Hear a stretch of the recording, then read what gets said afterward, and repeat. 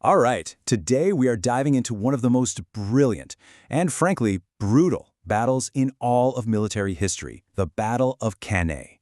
Now, this wasn't just some ancient clash of swords and shields. No, this was a straight-up masterclass in strategy, in psychology, and in the terrifying art of creating the perfect trap.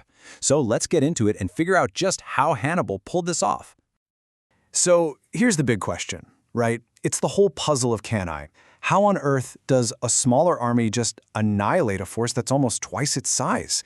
I mean, this is exactly the problem that the Carthaginian general, Hannibal Barca, was staring down back in 216 BCE. Think about it. He's deep in enemy territory, he's totally outnumbered, and he's up against the biggest army the Roman Republic had ever assembled. What he did next, well, people would be studying it for thousands of years. And when you look at the numbers, the scale of the challenge is just immense. You've got Hannibal with his mixed bag of about 50,000 troops, and then you have the Romans who roll up with a massive unified army of 86,000 soldiers. I mean, on paper, this should have been a slam dunk for Rome, right? A short, brutal, decisive victory. But here's the thing. Hannibal wasn't planning on fighting a battle on paper. Okay, so to really get how this all went down, we need to set the stage a little. This wasn't just some random encounter in a field. No way. This was the boiling point, the culmination of years of brutal fighting during the Second Punic War. You got to remember, Hannibal had already done the impossible. He marched his entire army, elephants and all, over the frickin' Alps and into Italy. He then proceeded to hand Rome two incredibly humiliating defeats, first at Trebia and then at Lake Trasimene. So Rome, they were furious, they were embarrassed, and they were absolutely determined to crush this guy once and for all with just overwhelming force. And here's a really critical piece of the puzzle, the Roman command structure. It was a bit of a mess. Command was split between two consuls, Varro and Paulus. And get this, they switched who was in charge every single day. Varro, he was the impulsive one, aggressive, just desperate for a big, glorious victory to end the war. Paulus, on the other hand, was way more cautious, super wary of Hannibal's tricks. And Hannibal, oh, he knew this, and he planned to use Varro's impatience like a weapon against the Romans themselves. So Hannibal knew he was outnumbered. He knew he was facing an enemy who was chomping at the bit for a fight. So he didn't just prepare for a battle, he designed one. He engineered it, right from the ground up, starting with the battlefield itself. He chose his ground with, surgical precision. The flat, open plains near Cannae, absolutely perfect for his cavalry, which was way better than the Romans. And he even weaponized the weather. Seriously, he positioned his army so the morning wind would blow all that dust and grit straight into the faces of the advancing Romans, blinding them.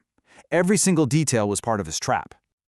But the real core of his gambit, the absolute heart of it, was his formation. Instead of the typical strong, straight line, Hannibal did something weird. He arranged his army in a crescent shape, bulging outwards. And right in the center of that bulge, he put his weakest, most expendable troops, his Gallic and Iberian mercenaries. Now, if you're a Roman looking at that, it just looks like a massive mistake. A weak, overextended center just begging to be smashed. It was an invitation they simply couldn't resist. And sure enough, on his day of command, the hot-headed consul Varro took the bait, hook, line, and sinker. What happened next wasn't a battle of strength versus strength. It was the springing of a perfectly engineered trap. And this is where we get to see Hannibal's genius unfold, step by agonizing step. Okay, before we watch this play out, let's quickly define the goal here. The move is called a double envelopment, and it's basically the holy grail of military tactics. The idea isn't just to beat the enemy, it's to completely surround them and, annihilate them. It is incredibly difficult to pull off and super dangerous, especially when you're the smaller army. So, step one of the trap begins. The Roman legions, packed shoulder to shoulder for maximum crushing power, charge forward with this deafening roar. They slam right into that bulging Carthaginian center, exactly where Hannibal wanted them to go. And to them, it feels great. The enemy line immediately starts to give way. And here's where the genius of the plan really kicks in. That center line, it doesn't break. It begins a controlled, disciplined retreat. Now, for the Roman soldiers on the ground, this feels like victory. They're screaming, they're pushing forward, they think they're winning. But what's really happening is they're being pulled deeper and deeper into a pocket. Their own momentum is crushing them together, packing them in so tight they can barely even lift their shields to fight. And just as the Romans are sucked all the way in, the jaws of the trap begin to snap shut. Remember Hannibal's elite veteran African infantry? He'd been holding them back on the sides, like coiled springs. Now, they pivot inward. They slam into the exposed flanks of those packed-in Roman legionaries, who have absolutely no idea an attack is coming from the side. And then came the final, fatal blow. The cavalry. See, while all this was happening in the center, Hannibal's amazing Numidian cavalry had already crushed the Roman counterparts, and now they sweep around and charge straight into the rear of the completely helpless Roman line. The encirclement is complete. The massive Roman army is trapped, surrounded on all sides. There is no way out. The result of this perfect maneuver. It was an almost unimaginable slaughter. It was a disaster that shook the Roman Republic to its absolute core and sparked a huge debate that honestly still echoes to this day. Just let that number sink in for a second. In a single afternoon, Rome lost somewhere between 50 and 70,000 soldiers. It's one of the bloodiest single days in all of military history. We're talking an entire generation of Roman leadership, including the other consul, Paulus, and 80 senators, just wiped out on that field. For a moment, Rome was completely defenseless. Right after the battle, Hannibal's cavalry commander, a guy named Hannibal, supposedly ran up to him and urged him to march directly on the city of Rome. But Hannibal hesitated. And that's when Hannibal said these famous and maybe frustrated words. Words that really capture the huge historical question that came next. So, yeah, why didn't he? Why not just march on Rome and end it? It is the great what-if of the entire war.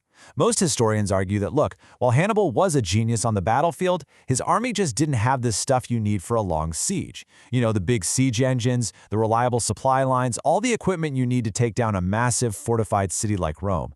He had just won the perfect battle, but he might not have had the tools to actually win the war right then and there. But even though Hannibal didn't take Rome, the battle itself left a permanent mark on history. It didn't just change the course of the war. It changed the very study of warfare forever. You know what might be the most incredible part of this whole story is how Rome responded. They didn't break.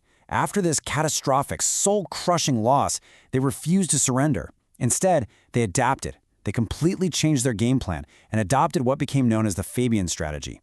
Basically, they stopped fighting Hannibal in big, pitched battles. Instead, they focused on a long, grinding war of attrition, just harassing his supply lines and wearing him down year after year. And for Hannibal, his victory at Cannae was his masterpiece. It literally became the textbook example of a perfect battle.